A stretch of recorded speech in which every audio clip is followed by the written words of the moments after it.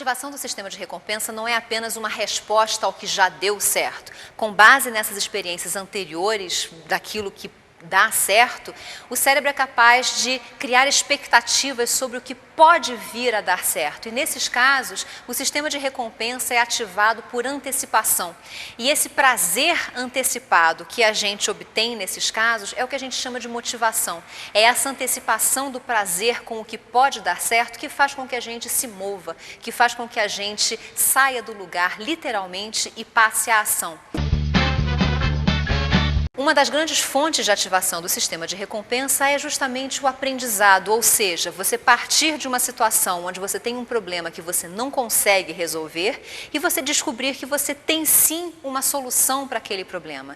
Então, descobrir que peças se encaixam, descobrir uma resposta para uma pergunta, descobrir uma solução para um problema é, por definição, um dos grandes estímulos para o sistema de recompensa da gente.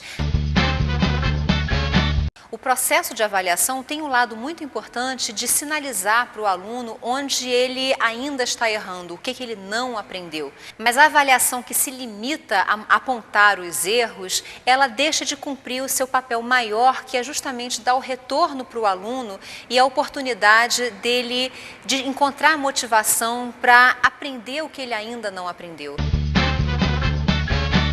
É justamente na avaliação que a gente entende também o papel do nível de dificuldade, tanto na avaliação quanto no aprendizado, no processo de aprendizado.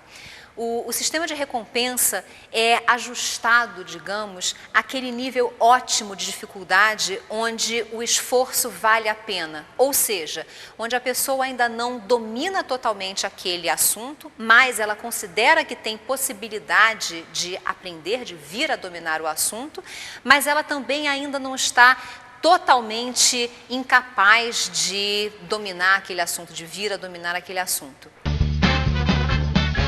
O talento se faz com a prática. Em outras palavras, não é preciso invocar nenhum tipo de diferença prévia ou talento inato que explique por que algumas pessoas se tornam concertistas extraordinários e outros apenas bons. Para os autores do estudo, o que faz essa diferença é o acúmulo de horas de prática, ou seja, é quanto você treina de fato, quanto o seu cérebro tem oportunidade de praticar e, portanto, mudar com a prática. A neurociência considera, claro, que o comportamento é o resultado do funcionamento do cérebro. A mente, os pensamentos, tudo isso depende do funcionamento do cérebro. Então, se o comportamento muda, é porque o cérebro muda. Agora, o cérebro funciona junto com o corpo ao qual ele pertence. Quem nós somos depende de como o nosso cérebro funciona, mas também do corpo que nós temos e dessa história de troca mútua entre o cérebro e o corpo ao longo de toda a nossa história individual.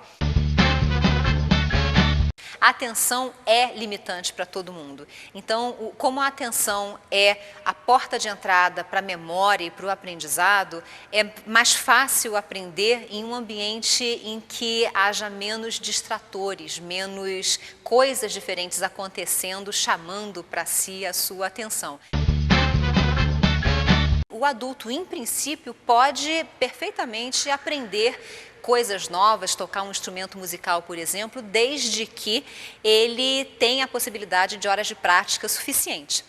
Então, fazendo as contas, se depender só de horas de prática, é possível? Sim, com certeza é possível. É só que não é prático. Então, talvez em boa parte, por isso, os grandes talentos sejam feitos na infância.